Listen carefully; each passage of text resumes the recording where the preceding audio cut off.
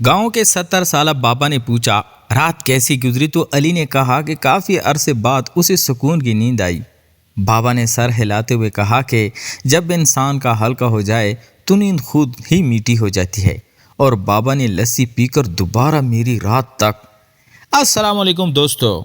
گاؤں کی صبح ہمیشہ کی طرح خاموش مگر معنی خیز تھی، جیسے ہر چیز اپنی جگہ پر ٹھہری ہوئی ہو اور وقت آہستہ آہستہ سانس لے رہا ہو۔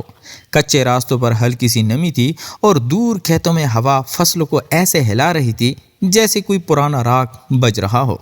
اسی گاؤں کے ایک کونے میں مٹی اور اینٹوں سے بنا ایک سادہ سا گھر تھا، جہاں 70 سالہ بابا کریم اپنی زندگی کے آخری برس سکون سے گزارا تھا۔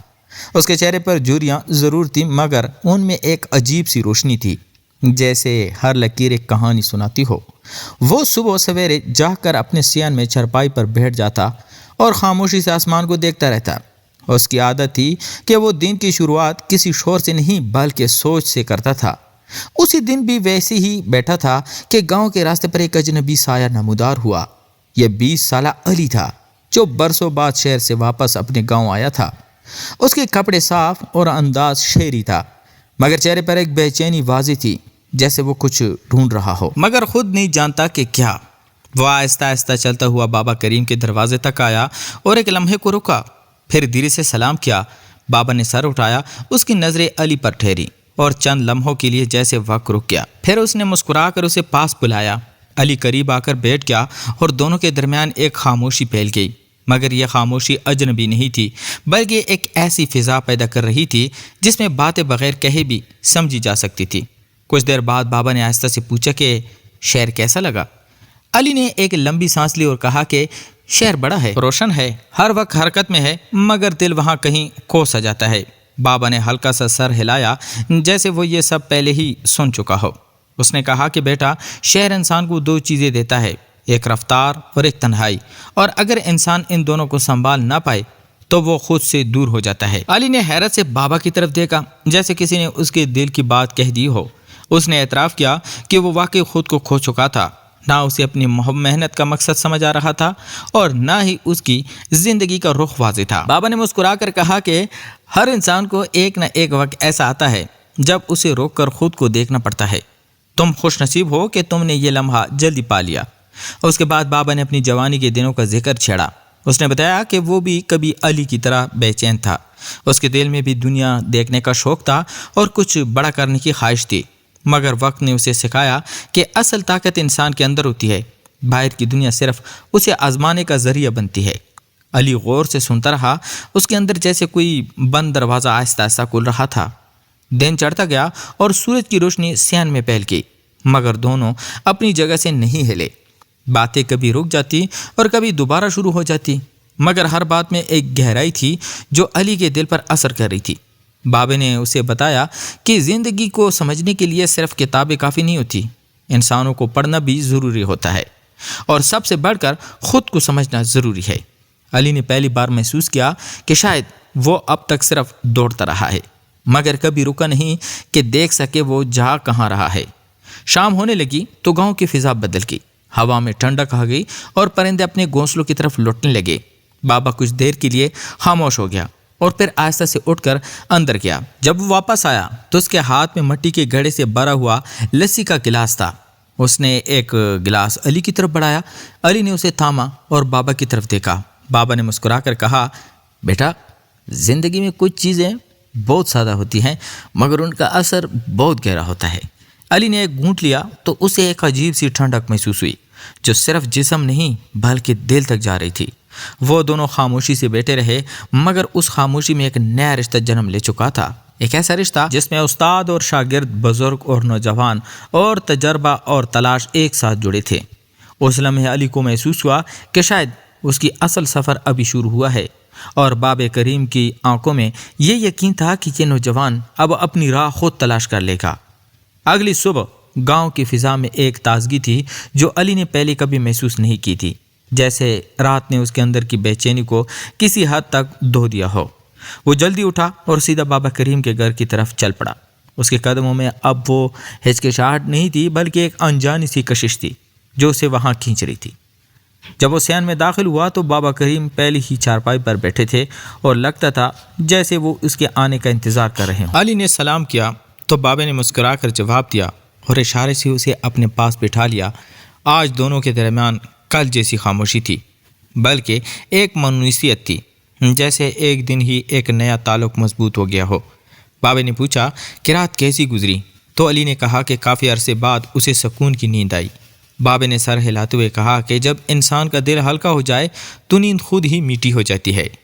پھر انہوں نے علی سے اس کی خوابوں اور ارادوں کے بارے میں پوچھنا شروع کیا۔ علی نے پہلی بار کھل کر بات کی۔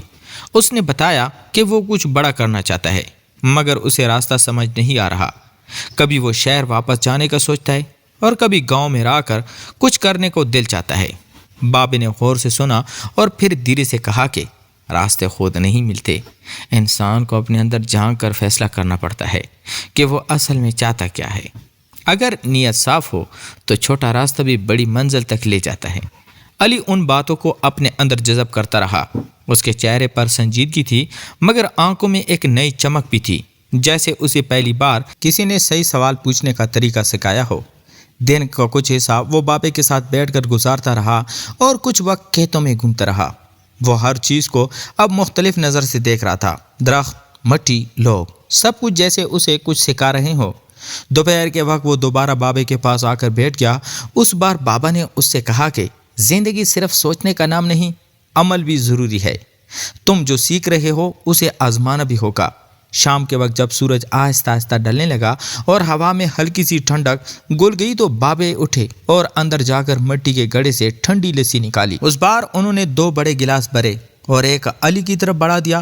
علی نے مسکرا کر گلاس تھاما اور کہا کہ اب تو یہ روز کا حصہ بن گیا ہے۔ بابا ہلکے سے ہنسے اور بولے، کچھ عادتیں اگر سکون دے تو انہیں اپنانا چاہیے۔ علی نے لسی کا ایک لمبا گھونٹ لیا، اس کی ٹھنڈک جیسے سیدھی دل تک اتر گئی۔ اس نے آنکھیں بند کر کے اس لمحے کو محسوس کیا، جیسے یہ صرف ایک مشروب نہیں بلکہ ایک احساس ہو۔ بابا اسے دیکھ کر مسکرا رہے تھے۔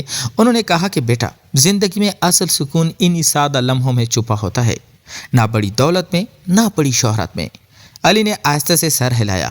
اس کے دل میں اب ایک وضاحت پیدا ہو رہی تھی۔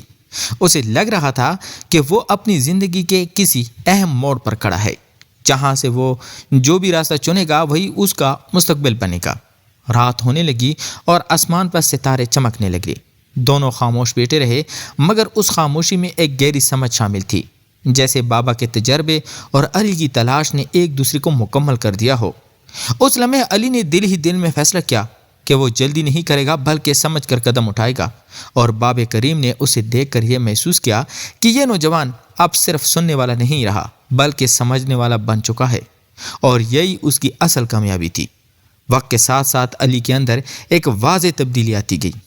وہی نوجوان جو چند دن پہلے الجھنوں میں گھرا ہوا تھا اب اپنے قدم سوچ سمجھ کر رکھنے لگا تھا۔ بابا کریم کے ساتھ گزری ہوئی باتوں نے اس کے اندر ایک نیا شعور پیدا کر دیا تھا۔ وہ اب ہر چیز کو جلدی میں نہیں بلکہ ٹھہر کر دیکھتا، سمجھتا اور پھر فیصلہ کرتا۔ گاؤں کی سادہ زندگی اسے اب بوجھ نہیں بلکہ ایک موقع لگنے لگی تھی، ایک ایسا موقع جہاں وہ خود کو بہتر طریقے سے پہچان سکتا تھا۔ ایک شام جب سورج ڈھل رہا تھا اور آسمان سنہری روشنی میں نہایا ہوا تھا، علی بابا کے پاس آیا اور اس نے بڑی سکون سے کہا کہ اس نے فیصلہ کر لیا ہے، وہ ابھی شہر واپس نہیں جائے گا بلکہ کچھ وقت گاؤں میں رہ کر خود کو مکمل طور پر سمجھنے کی کوشش کرے گا۔ وہ اپنی زمین، اپنے لوگوں اور اپنی پہچان کے ساتھ جڑ کر کچھ نیا سیکھنا چاہتا ہے۔ بابا کریم نے اس کی بات سنی تو اس کے چہرے پر ایک گہری تسلی آ گئی۔ انہوں نے آہستہ سے کہا کہ بیٹا، یہی اصل کامیابی ہے کہ انسان خود کو پہچان لے، باقی سب راستے خود بن جاتے ہیں۔ اس دن کے بعد علی نے کھیتوں میں کام کرنا شروع کیا، گاؤں کے بزرگوں سے سیکھنا شروع کیا اور ہر دن اپنے اندر ایک نیا اعتماد محسوس کرنے لگا۔ وہ اب صرف خواب نہیں دیکھتا تھا بلکہ ان خوابوں کی حقیقت پانے کے لیے محنت بھی کرتا تھا۔ بابا کریم اسے دیکھ کر اکثر مسکرا دیتے، جیسے ایک استاد اپنے شاگرد کو کامیاب ہوتا دیکھ کر خاموش خوشی محسوس کرتا ہے۔ ایک رات جب آسمان صاف تھا اور ستارے بہت قریب محسوس ہو رہے تھے، علی بابا کے پاس بیٹھا تھا۔ دونوں کے درمیان وہی مانوس خاموشی تھی۔ بابا نے آہستہ سے اٹھ کر مٹی کے گھڑے سے لسی نکالی اور 2 گلاس بھرے، ایک علی کو دیا، ایک خود تھام لیا۔ علی نے گلاس لیتے ہوئے بابا کی طرف دیکھا اور کہا کہ اب یہ صرف لسی نہیں رہی، یہ ایک یاد بن گئی ہے، ایک سیکھنے کا لمحہ۔ بابا ہلکے سے مسکرائے اور بولے کہ زندگی بھی ایسی ہی ہوتی ہے، جب تک ہم اسے محسوس نہ کریں یہ بس گزرتی رہتی ہے۔ علی نے ایک گھونٹ لیا اور دل ہی دل میں محسوس کیا کہ اب وہ پہلے والا انسان نہیں رہا۔ اس کے اندر ایک سکون تھا، ایک سمت تھی، اور سب سے بڑھ کر ایک یقین تھا۔ کچھ دن بابا کریم کی طبیعت کچھ کمزور ہونے لگی، مگر ان کے چہرے کا سکون ویسا ہی تھا۔ انہوں نے علی کو اپنے پاس بلایا اور کہا کہ بیٹا، اب تمہیں کسی سہارے کی ضرورت نہیں رہی، تم خود اپنے راستے کے مسافر بن چکے ہو۔ علی کی آنکھوں میں ہلکی سی نمی آ گئی، مگر اس نے خود کو سنبھالا اور بابا کا ہاتھ تھام لیا۔ اس لمحے دونوں کے درمیان کوئی لفظ نہیں تھا، مگر سب کچھ کہہ دیا گیا۔ وقت گزرا اور بابا کریم ایک دن خاموشی سے اس دنیا سے رخصت ہو گئے، مگر ان کی باتیں، ان کی سادگی اور ان کا انداز علی کے دل میں ہمیشہ کے لیے زندہ رہ گیا۔ علی ان کی سکھائی ہوئی ہر بات کو اپنی زندگی کا حصہ بنا لیا، اور وہ نہ صرف خود سنبھل گیا بلکہ دوسروں کے لیے بھی ایک رہنمائی بن گیا۔ گاؤں کی وہی فضا، وہی قید اور وہی سین اب بھی موجود تھے، مگر اب وہاں ایک نئی کہانی جنم لے چکی تھی، ایک ایسی کہانی جس میں ایک بوڑھی کی دھنائی نے ایک نوجوان کی زندگی بدل دی، اور یہی اس کہانی کا سب سے خوبصورت انجام تھا۔ تو پیارے دوستو، اگر آپ کو یہ کہانی پسند آئی ہو تو چینل کو سبسکرائب کریں، ویڈیو کو لائک کریں اور بیل آئیکن کو ضرور دبائیں تاکہ آپ کو ایسی مزید سبق آموز اور خوبصورت کہانیاں ملتی رہیں۔ اور آپ سے ایک سوال، کیا آپ کی زندگی میں بھی کوئی ایسا شخص آیا ہے جس نے آپ کا راستہ بدل دیا ہو؟ کمنٹس میں ضرور بتائیں۔ تو ملتے ہیں ایک اور انٹرسٹنگ سٹوری کے ساتھ، تب تک اپنا ڈھیر سارا خیال رکھیے گا۔ خدا حافظ۔